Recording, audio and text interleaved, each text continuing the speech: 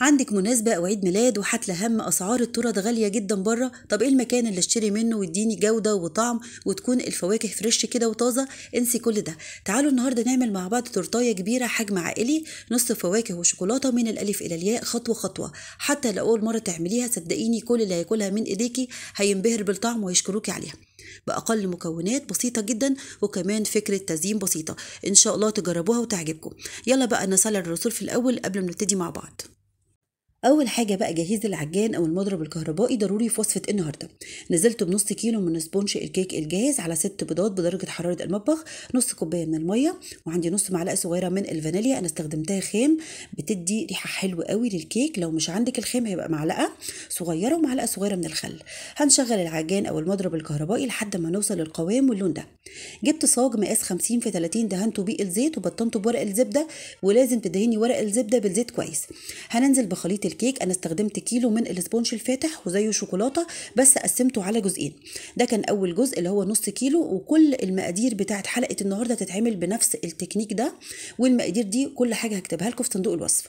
خبطتين 3 كده على رخامه المطبخ، وهندخله على فرن سخن مسبقا من قبليه على درجه حراره من 200 ل 220 على الرف الاوسط. يقعد معاكي من 12 ل 15 دقيقه مش اكتر من كده، ويطلع بالجمال اللي انتوا شايفينه ده. ما تتكيش عليه ابدا في السوا.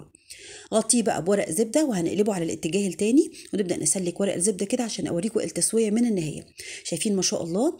كمان لما تيجي تطلعي ورقه الزبده من على الوجه هتطلع بالقشره الخفيفه اللي على وجه الكيك، فمش محتاجه بقى تقشري ولا تعملي غلبه كتير. هغطيه بفوطه منديه لحد ما نخلص الكميه كلها بتاعه الكيك، سواء اللي باقي من الفانيليا او الشوكولاته. وادي الصاج التاني. الصاج الواحد بياخد نص كيلو من الاسبونج. ده كان المقدار التاني. عشان كيكة النهاردة هنعملها 4 طبقات. بعد كده بقى بعد ما خبزت كل الكيك سواء الشوكولاتة بنفس التكنيك بس عشان الحلقة ما تطولش، وادي الفانيليا، تعالوا نقطعه مع بعض. ادي 50 زي ما قلت لكم، نص ال50 25. هعلم كده بيه السكينة، وبعد كده هنقطع عشان على قد ما نقدر يكون اجزاء الكيك متساويه. مش حابه تعملي الخطوه دي اعملي كده بالويم، وكده كده هنساوي الكيك زي ما هنشوف في التزيين كله هيطلع قد بعض. جبت بقى المقص وهبدا هشيل اجزاء الكيك. لازم يكون عليها ورق الزبده، ما نضيفش ابدا الكيك على بعض عشان ما يلزقش. شايفين 4 طبقات ما شاء الله، كل حاجه فيها متساويه، بتكون خطيره في التقطيع يا جماعه في التورته. بعد كده بقى هنغلف الكيك باسترتش. ولازم واهم خطوة في التورت يا جماعة، الكيك يتجهز من قبليها بليلة ويتساب في التلاجة وياخد درجة حرارة التلاجة، يكون ساقع. هدخله بقى على التلاجة وان شاء الله تاني يوم هنزينه مع بعض بطريقة سهلة جدا. دلوقتي بقى هنعمل الجزء الأولاني من الكريمة اللي هنزين بيه تورتة الفواكه. 4 كوبايات من الكريم شانتيه الخام، و4 معالق كبار من الكريم باستري، وده اختياري بس بيدي قوام وتست حلو قوي. نص كوباية من السكر البودر، وللأمانة ضفت معلقة كبيرة كمان إضافية على نص كوباية، كان السكر معايا مظبوط مش مجزع زيادة عن اللزوم. و3 كوبايات ونص من الحليب المتلج، ومع الاستمرار في الضرب حسيت ان هي تقيله معايا فنزلت بنص كوبايه كمان. يعني انا خدت مقدار الحليب 4 كوبايات. مع الاستمرار في الضرب لحد لما نوصل للقوام واللون اللي انتوا شايفينه ده. برضو مقدار الكريمه بتاع الجزء الثاني من التورتايه بتاعه النهارده، لو جزء الشوكولاته بنفس المقدار بس هنعمل تكه صغيره زي ما نشوف في حلقه النهارده. شايفين هو ده القوام اللي انا عاوزاه. دلوقتي بقى هوريكم خطوة خطوة كده ازاي نجلس اول جزء في تورتاية النهاردة، تورتة الفواكه. طلعت الكيك تاني يوم وكان ساقع من التلاجة، وبأكد على الخطوة دي. جبت بقى الديسك اللي هثبت عليه التورتاية، وضفت معلقة كبيرة من الكريم شانتيه عشان اثبت عليها الكيكة ما تتحركش معاكي لا كده ولا كده. بعد كده هبدأ اسقيها بشربات خفيف خالص زي شربات البسبوسة، هسيب لكم مقاديره في صندوق الوصف. وهننزل بالكريمة التحفة اللي احنا عاملينها. شايفين القوام بتاعها؟ على فكرة يا جماعة انا استخدمت المتحدة لانها فعلا من انضف الانواع اللي في السوق، بحبها جدا جدا في الطعم والقوام. هبدأ بقى اضيف قطع المانجا، ده الموسم بتاعها ودي حاجة اختيارية، مش حابة تضيفي ما تضيفيش. ممكن على فكرة تضيفي اناناس او كمبوت الخوخ او مكسرات زي ما تحبوا، الاضافات دي بقى بتاعتكم انتوا. نزلت بقى بالجزء التاني وسقيت بالشربات على خفيف ومش هفصل خالص، وهنمشي مع بعض خطوة خطوة. ان شاء الله هتعملوها وتطلع من ايديكوا احلى تورته في الدنيا، مش هتجيبوها من بره تاني ابدا بالاسعار الحقيقة اللي انا شفتها. هبدأ بقى احشي مانجا وتوصي كده لانها بتكون طعمها خطير. وحتى لو الكيكة اتقطعت منك وده وارد، لان طبعا الطبقات بتاعة الكيك رقيقة مفيش مشكلة. ابدأي كده ثبتي قطع الكيك اللي متقطعة من على الجنب، مش هتبان ابدا. ونسقي برضو بالشربات الخفيف، وبعد كده ننزل بالكريم شانتيه وقطع المانجا. على فكرة مش شرط يكون عندك أدوات أبدا للتزيين أو لتقطيع الكيك، مش شرط خالص. ممكن تفردي الكريم شانتيه بسكينة أو سباتيولا، يعني ما تبقيش حاتلة هم الموضوع ده. بأقل الإمكانيات في التزيين هتطلعي أحلى تورتاية بأمر الله معايا. ادي بقى اخر طبقه انا عملتها 4 طبقات. هنبدا بقى نجيب السكينه ونساوي كده الجوانب، وطبعا الزوايد دي ما بتترميش، بناكلها في ساعتها كده واحنا واقفين، محدش بيصبر عليها ابدا. بس لازم نساوي عشان لو في حاجه كده ولا كده كله يكون قد بعض.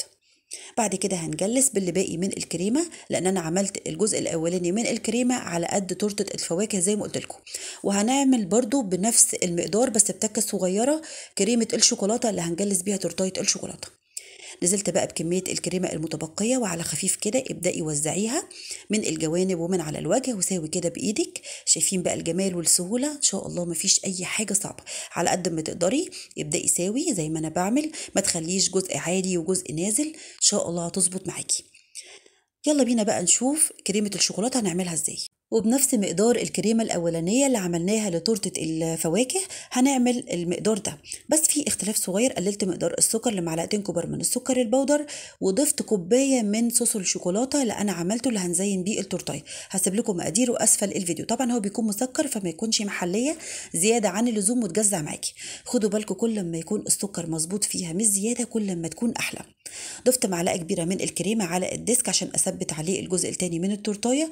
وآدي الكيكة بعد ما خرجت من التلاجة، يعني كانت في إيدي ساقعة وأنا بشتغل في تورتاية الفواكه، كانت لسه في التلاجة. طلعتها قبل ما أشتغل فيها على طول بدقايق.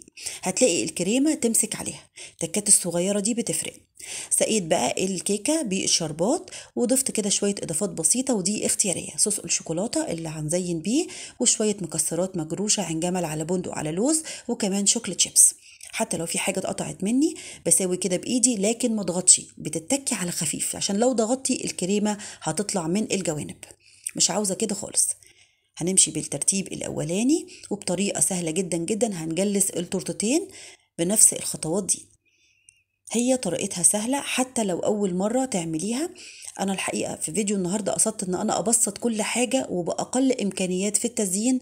إن شاء الله هنعمل أحلى تورتاية في الدنيا. الأسعار بره مبالغ فيها قوي، وعشان تعملي تورتاية كبيرة زي دي بره شوفي هتدفعي كام. تعمليها في البيت واللي هياكلها من إيدك عمره ما هينسى طعمها أبدا وهيطلبها منك تاني. هبدأ بقى أضيف الطبقة الثالثة. كمان بحب جدا الصاجات الرقيقة في التسوية عن الصواني العالية. لما نيجي نقطعها لو انت أول مرة ممكن ما تظبطش معاكي، لكن الصاجات الرقيقة بتخلي الطبقات في التقطيعة قد بعض، بتكون حلوة جدا جدا في الشكل يعني. شوية بقى شوكليت شيبس ومكسرات، وننزل بآخر طبقة. طبعا تورتة الفواكه كانت أعلى شوية عشان حشوة المانجا، فأنا عالجت ده بإيه؟ أثناء التجليس ضفت شوية كريم شانتيه على الوجه عشان الاتنين يكونوا قد بعض. ونفس اللي عملناه في التورتاية الأولانية هبدأ أساوي عشان يكون كل الجوانب زي بعض. هنبدأ بقى نجلس، وزودت للأمانة شوية كريم شانتيه كده من فوق، طبعا هي خدت الكمية كلها عشان الاتنين يكونوا زي بعض. هنجلس كده من الجوانب، وإن شاء الله انتظروني في حلقة بكرة. هنعمل طريقة للتزيين في منتهى الجمال وسهلة جدا جدا، لو أول مرة هتطلع من إيديكي خطيرة.